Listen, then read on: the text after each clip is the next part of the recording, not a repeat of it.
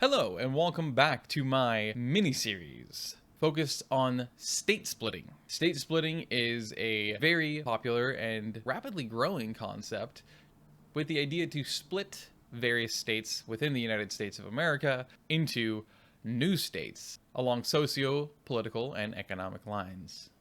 Last episode, we talked about the proposals to split the state of New York and the state of Michigan. And the first episode, we spoke about the proposals to make the state of Jefferson out of counties in both Oregon and in California, as well as the proposed state of Lincoln, and of course the Greater Idaho movement. So today, as promised, we're going to be speaking about the most popular, well-known, and common of all of the proposals, and that is the state of California, and the proposals to split it up into new states. Now, unlike the prior two, which were based off of the most popular and commonly shown concepts for the splitting of the states into new ones, this time it's going to be different because I don't have any ability, nor really would anyone else, to be able to just simply pick and choose among the most popular, because California has had a stupid amount of different people making different proposals to split it into new states.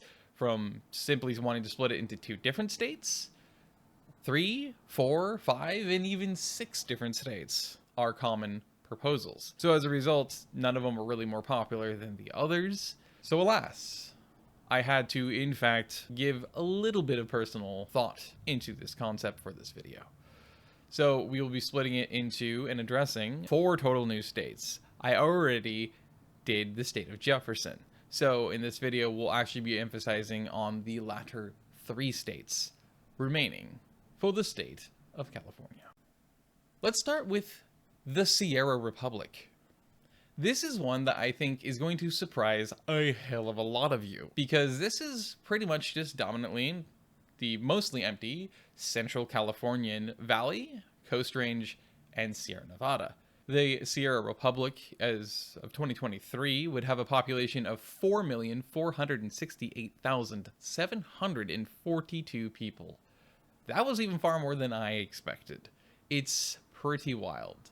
The Sierra Republic would actually have, by far, the most robust tourism-heavy and centric economy of all 5 new states formed out of the state of California, with the likes of Death Valley National Park, Sequoia National Park, Yosemite National Park, or as I like to call it, Yosemite, Mono and Mammoth Lakes, I said that in reverse, but we're rolling with it, Lake Tahoe, the resort town of Truckee, and of course, historical places like Donner Pass. It also, of course, contains some of the most prime real estate of Big Sur, which is, of course, along the cliffsides and bluffs of the California coastline.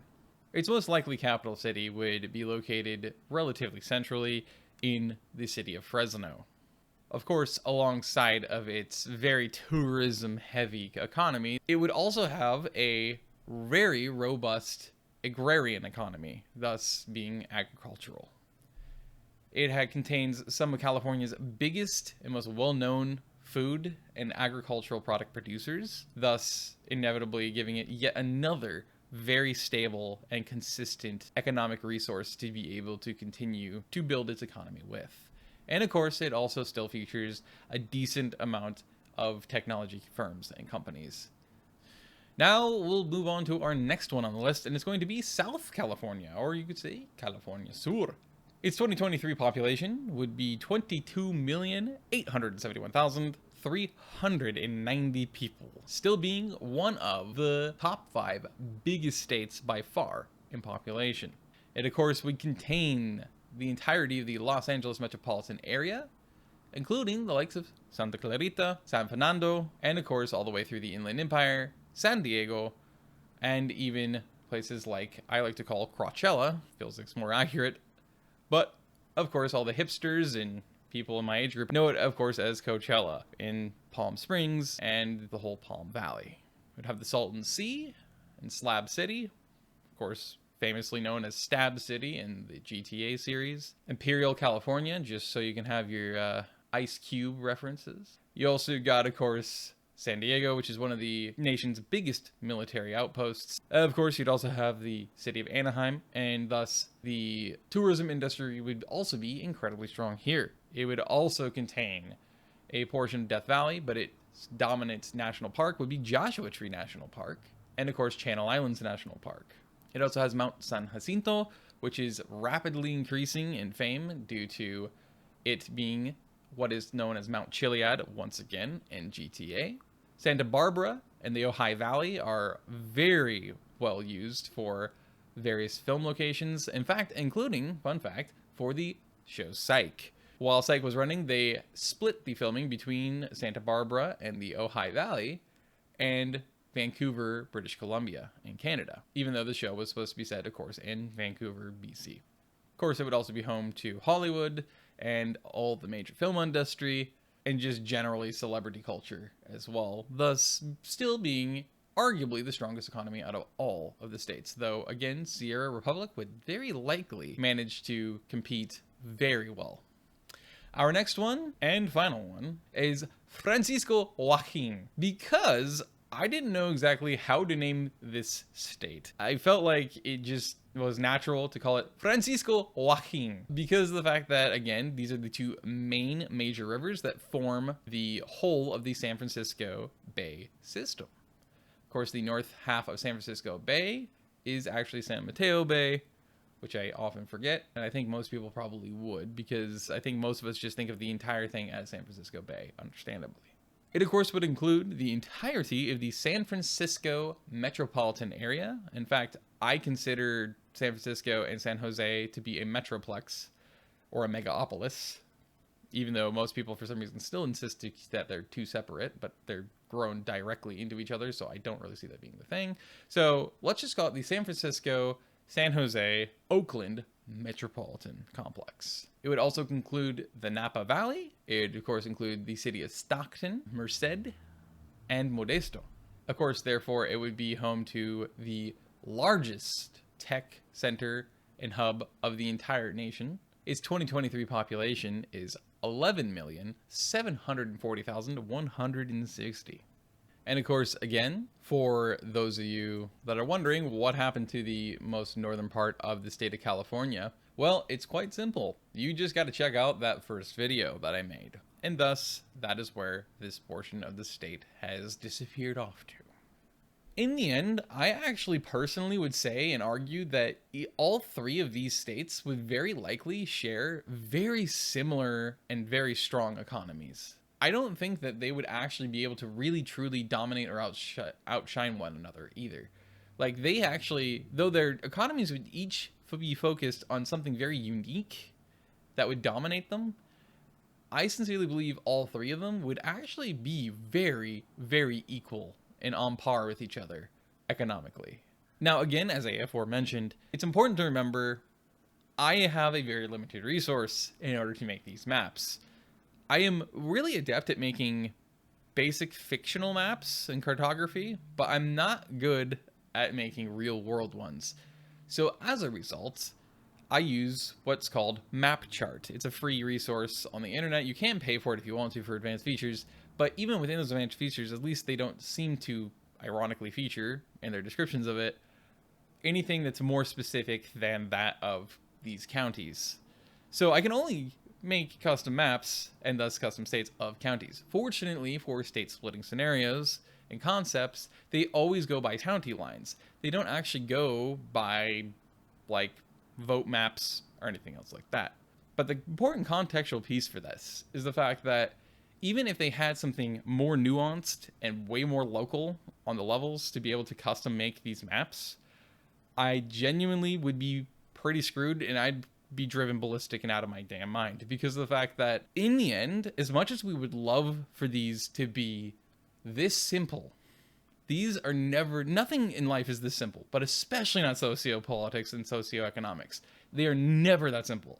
As much as we desperately want it to be, it just is so far from it. It's the opposite of simplistic. It's painfully overly complicated and complex. To the extent that if you tried to make those maps versus using dominantly sociopolitical ideology, you'd just end up with the worst looking border gore you will ever see. Like, none of the borders would ever make sense. All these different states would have enclaves and exclaves and enclaves and exclaves and exclaves of enclaves and enclaves of exclaves in each other's states. They really would. It's terrible, but that's the way it would be. Which then further overcomplicates the topic, because then it forces you to have to acknowledge that, and then you have to start getting to more potential arguments or debates with each other, because nobody ever agrees these days, and it's just like you don't know what to do with it.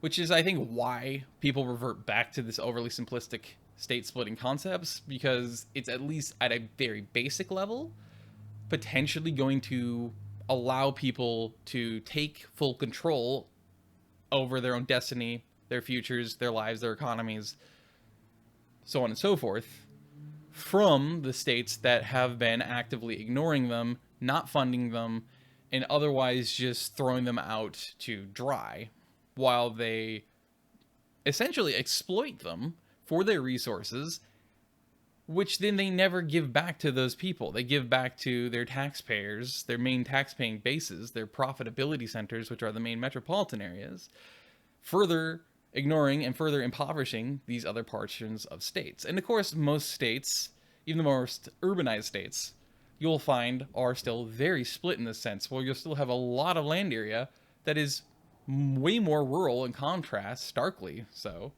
to those more metropolitan areas of a state. In fact, usually you'll have more rural than you'll have urbanized land, of course. So as a result, it's just a very overly complex thing. And that's why I wasn't even touching on any of these extra details like this in the prior two videos. And why I'm doing it now is because, of course, again, this may actually be the last video in this mini-series. So I figured I'd officially touch on it now to express and explain to you why it is that these boundaries likely will not make sense to anybody. In fact, because it's usually split along sociopolitical and socioeconomic lines, it's especially Southern California, or South California in this case, that concept that just, it does annoy me that with counties, I can't do anything about this. I can't make it make sense. It's just an overly complicated problem. And so whenever I look at the South California concept I have here, it annoys me. Every time I deal with California state splitting, and I can only do the county lines, this is what has to pretty much happen. And it's just infuriating to deal with, to say the least. But anyway, so I just wanted to give you guys that context so you understand all of that. And this is the best I could do. I had to throw at least a little bit of, I feel like, basic common sense bias where this would potentially have the highest chance of working if you only went by counties.